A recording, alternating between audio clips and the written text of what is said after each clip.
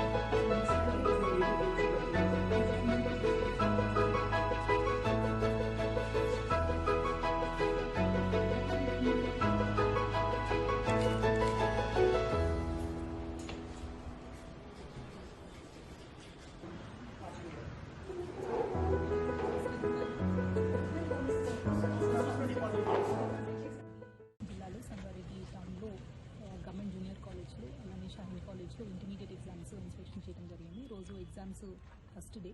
మనకి జిల్లాలో దాదాపు 34,000 మంది పిల్లలు ఈ ఎగ్జామ్ రాస్తున్నారు.